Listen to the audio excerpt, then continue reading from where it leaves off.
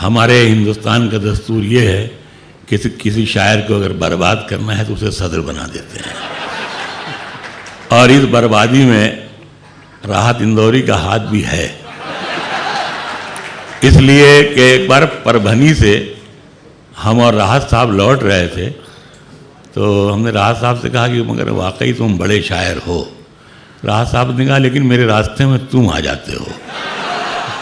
तो ये पूरी कोशिश कर डाली इन्होंने कि हम इनके रास्ते में ना आए। लेकिन बहरहाल ये है कि राहत साहब की और हमारी नोक झोंक बहुत मशहूर है, और ये एक दूसरे से मोहब्बतें हैं, और जितनी मोहब्बतें ये मैं खुलेआम कहता हूँ, राहत से भी कहता हूँ, कोई दुख सुख होता है तो हम राहत से शेयर करते हैं। राहत की वालदा का इंतकाल हुआ तो सबसे पहले राहत ने मुझे फ़ोन किया। ये इस तरह का ताल्लुक़ है। आगे आज का जो मुशायरा था, मुझे इस बात की खुशी है कि मेरी सदारत में ये मुशायरा किसी हद तक क्या बहुत हद तक कामयाब हुआ।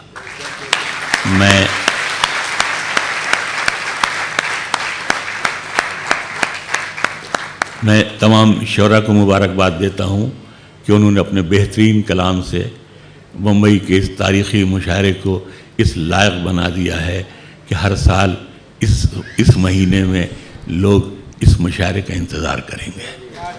मैं आप लोगों का तहे दिल से शुक्रगुज़ार हूँ। और सदारत में इतना कलाम पढ़ लिया जाता, इतना सुन लिया जाता है कि फिर आदमी सुन्नी हो के रह जाता है, उसमें कुछ हिम्मत नहीं रहती है।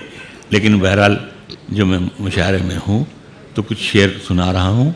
राज साहब जी, दाद दीजिएगा, आप दाद दें न दें, लेकिन मैं शायर बहुत बड़ा हूँ।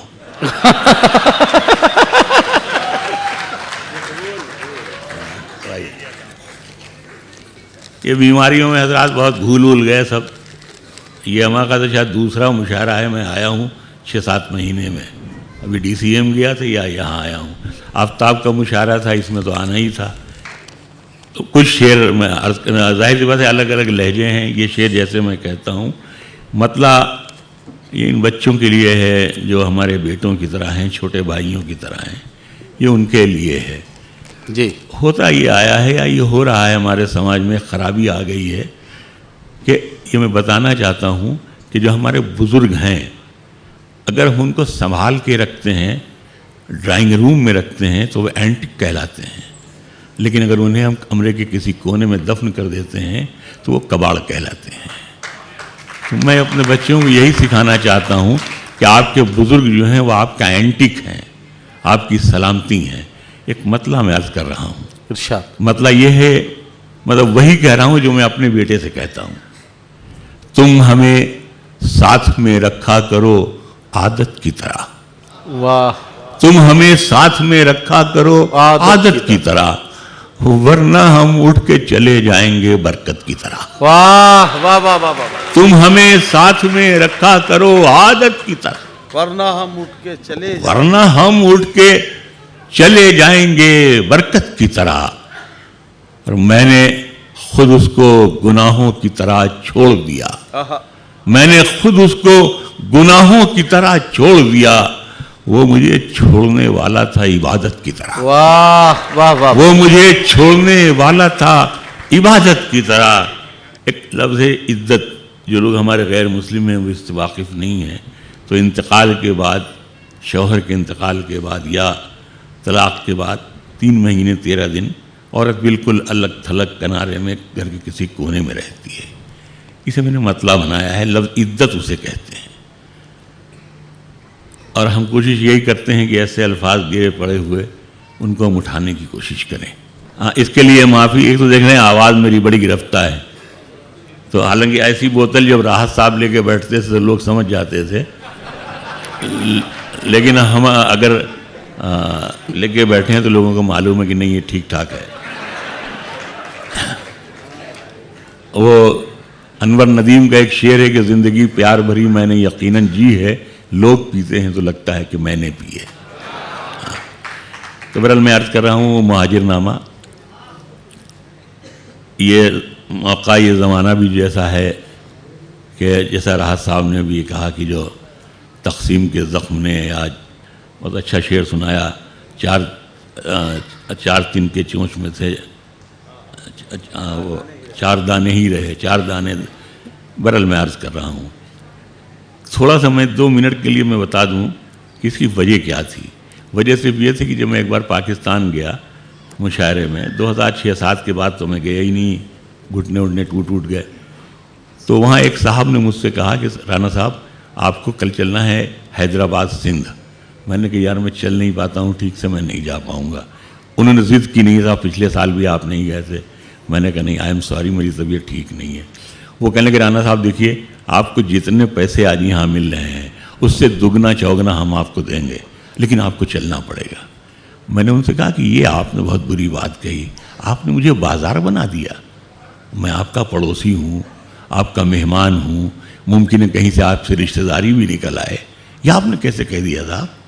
वो भी शर्मिंदा हुए, उन्होंने सोचा शायद हमने गलत बात कही और फ़ौरन उन्होंने माफ़ी मांगी। मैंने भी सोचा बक़ौल शायर जमाली कि ज़रूरत आखिरी मंजिल पे घुंघरू बांध लेती है। तो मैंने सोचा कि नहीं, अब इनको ले जाना था मुझे, इसलिए ऐसी बात उन्होंने कही। जब मैं लौट कर स्टेज पे आने लगा तो मैंने 2-3 शेर कहे।